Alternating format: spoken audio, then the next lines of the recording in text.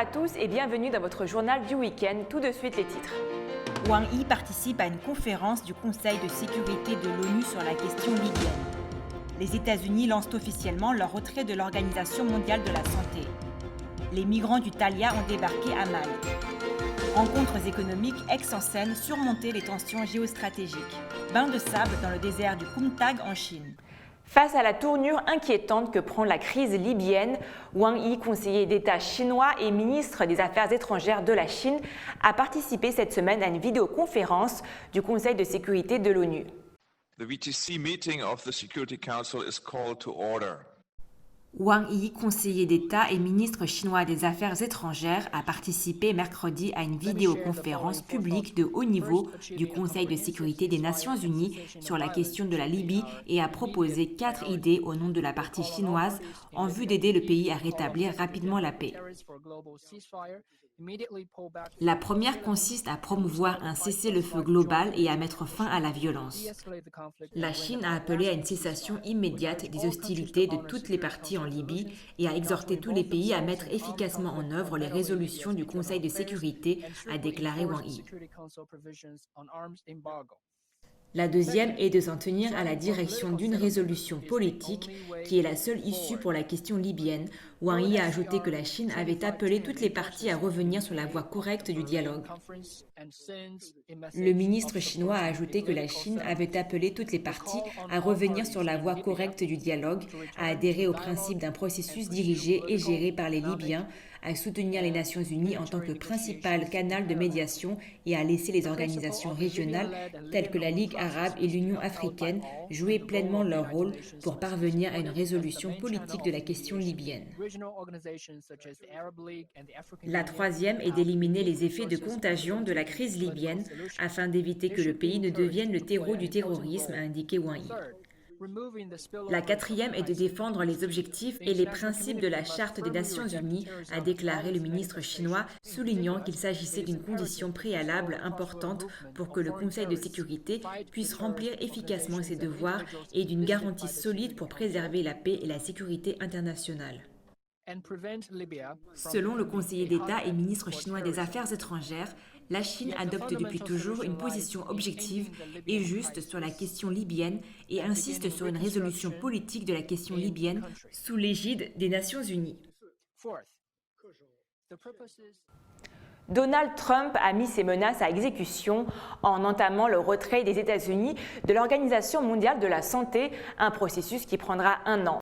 Donald Trump a lancé la procédure de retrait des États-Unis de l'Organisation mondiale de la santé.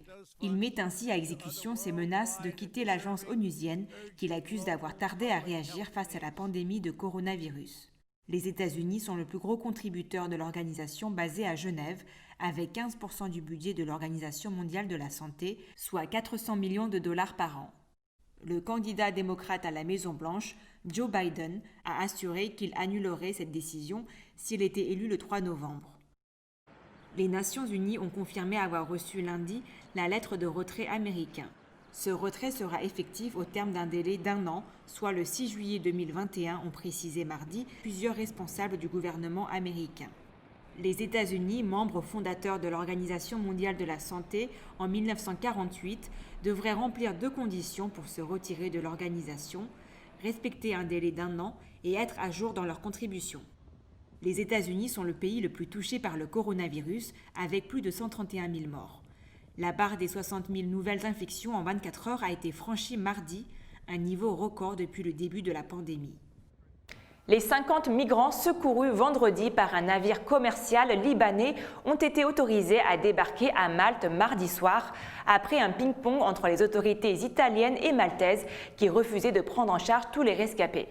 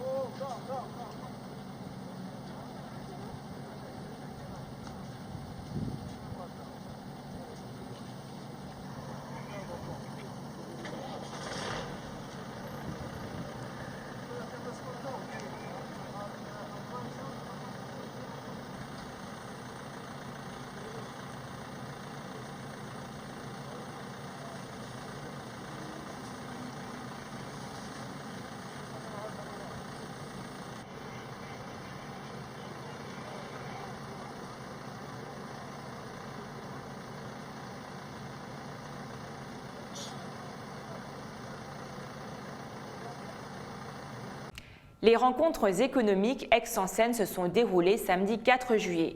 Rendez-vous économiques incontournables organisés chaque premier week-end de juillet. Les rencontres économiques d'Aix se sont tenues cette année depuis la Maison de la Radio à Paris en raison de la crise du coronavirus. Les débats ont rassemblé personnalités politiques de premier plan, chefs d'entreprise, syndicalistes et intellectuels français et étrangers pour débattre des grandes questions économiques du moment. Samedi après-midi, l'ambassadeur de Chine en France, Lou Shaye, le président de Total, Patrick Pouyanné, l'historienne américaine et professeure au MIT, Suzanne Burger, et le président de CMA-CGM, un des leaders du transport et de la logistique, Rodolphe Saadé, ont débattu de comment surmonter les nombreuses tensions géostratégiques. Écoutons les propos de Lou Shaye, ambassadeur de Chine en France. Est-ce que les États-Unis sont en grande partie responsables du fait qu'il n'y ait plus de gouvernance internationale? Et puis, surtout, quelle est la vision de la Chine? On a vraiment envie de vous entendre dans ce conflit entre les États-Unis et la Chine. Et quelle place pour l'Europe? Parce qu'on a l'impression qu'il n'y a pas beaucoup de place pour l'Europe. Oui, en effet, je suis tout à fait d'accord avec Madame Suzanne Burger. En effet, les États-Unis doit assumer une grande partie de responsabilité des troubles de ces dernières années. Et tout le monde le connaît que les États-Unis et la Chine tombent dans une tension augmentant toujours ces dernières années. Et l'Europe aussi, entre les États-Unis et la Chine, quelle est sa place? Tout le monde est préoccupé. Donc aujourd'hui, je voudrais partager mes réflexions en 3 points sur ce thème. Premièrement, la Chine ne veut pas entrer en confrontation avec les États-Unis, en effet. Le développement reste toujours la première priorité de notre pays. Et bien que la Chine soit déjà la deuxième économie du monde, son PIB par tête, par habitant, n'est qu'un 4e de celui de l'Union européenne. Et nous avons certes une classe moyenne de 400 millions d'habitants, mais nous avons aussi 600 millions de personnes à revenus moyens et faibles.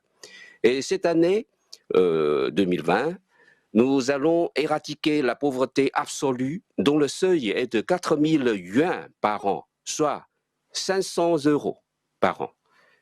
Mais on va éradiquer cette pauvreté absolue. Mais la pauvreté relative doit rester pendant très longtemps encore.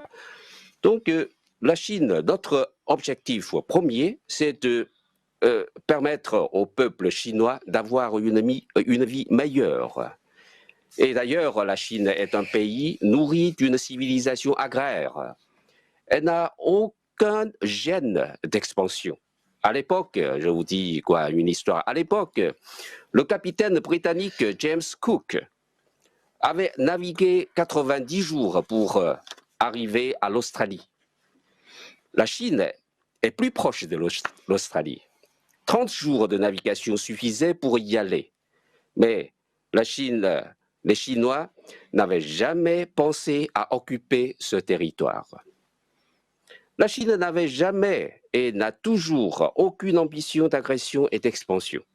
Les discours qualifiant la Chine de dure ou d'agressive sont de purs mensonges inventés par les États-Unis pour antiquer le développement chinois et semer la discorde entre la Chine et ses pays voisins. Il faut noter le fait que les tensions entre la Chine et les États-Unis n'ont jamais été provoquées par la Chine. Et nous préconisons toujours le règlement de ces problèmes par le dialogue et les négociations pour que les relations sino-américaines maintiennent sur une voie de coordination, de coopération et de stabilité au lieu de tomber dans un piège de suicide. Deuxièmement, la Chine ne souhaite pas que l'Europe choisisse entre la Chine et les États-Unis. La Chine a toujours soutenu l'intégration européenne et souhaite voir une Europe unie, indépendante et prospère.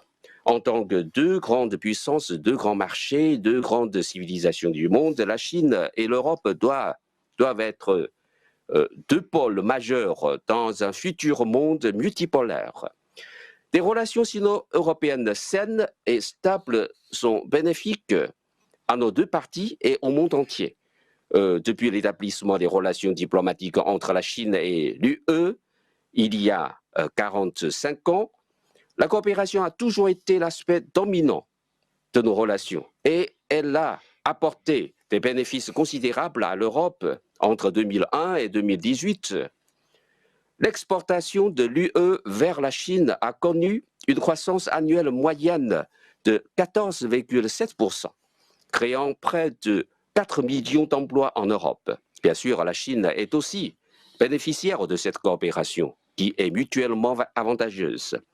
Pour l'Europe, le développement de la Chine est une opportunité au lieu d'une menace. Avec une distance géographique éloignée, la Chine ne peut pas représenter une menace géopolitique pour l'Europe et encore moins envahir l'Europe.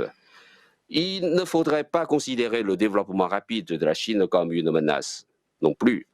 Plus la Chine se développe, plus elle pourra offrir un grand marché à l'Europe et plus elle créera d'emplois. Une concurrence vertueuse entre la Chine et l'Europe pourra favoriser les progrès de part et d'autre et bénéficier au développement et de la prospérité du monde. La Chine ne veut pas et ne peut pas contrôler l'Europe. Elle considère l'Europe comme un partenaire d'égal à égal et non un adversaire. Notre coopération l'emporte largement sur la concurrence et notre convergence va bien au-delà de nos divergences. Nous espérons qu'en retour, l'Europe pourra voir la Chine de manière plus objective et sur un pied d'égalité. La différence d'idéologie et de système politique ne doit pas considérer une entrave à notre coopération. Un dicton chinois dit « Les eaux des puits ne se mêlent pas dans les eaux des rivières ». Donc on peut coexister en paix et en harmonie. Troisièmement, la France doit jouer un rôle important dans les relations sino-européennes. L'établissement des relations diplomatiques sino-françaises en 1964 a été un événement majeur qui a influencé le cours du monde, de l'histoire. Depuis de longues années, les relations sino-françaises sont restées pionnières dans les relations entre la Chine et l'Occident et ont donné un bel exemple de coexistence harmonieuse entre l'Occident et l'Orient. Depuis le début de la Covid-19, le président Xi Jinping et le président Emmanuel Macron ont eu 4 conversations téléphoniques, ce qui illustre la particularité et l'importance des relations sino-françaises. La Chine et la France se sont entraînées pendant l'épidémie et ont œuvré ensemble pour la coopération internationale contre ce fléau. Nous avons ensemble écrit une nouvelle page de l'amitié sino-française, comme en témoigne une devise « Unis nous vaincrons ».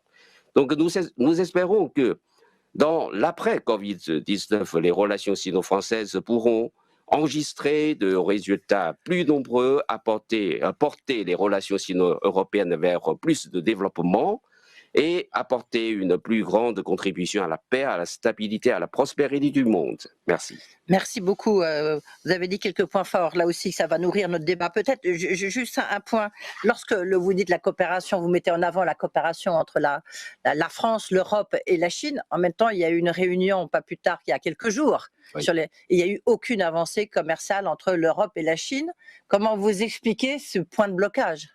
Oui, en effet, même si coopération difficile. Il n'y a pas de résultats concrets, mais c'est propice aussi quand même aux relations bilatérales, parce que les deux parties se mettent ensemble pour faire des échanges de points de vue, n'est-ce pas? Même si on a des divergences, mais maintenant on connaît quels sont nos objectifs.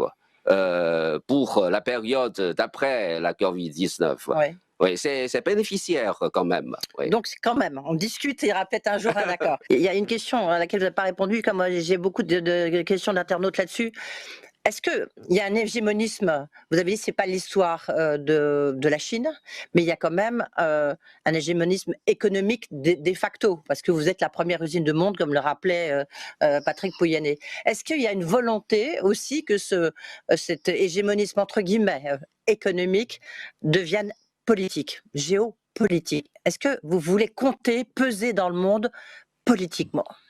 Nous n'avons pas la volonté subjective de faire de ces soi-disant hégémonismes économiques en une hégémonie politique. Mais peut-être vu par les autres, on a peur que la Chine va utiliser sa puissance économique pour faire quoi dans le monde. Mais tout à l'heure, dans mon discours, j'ai déjà fait des preuves, avancé des preuves que la Chine, en effet, est une civilisation agraire.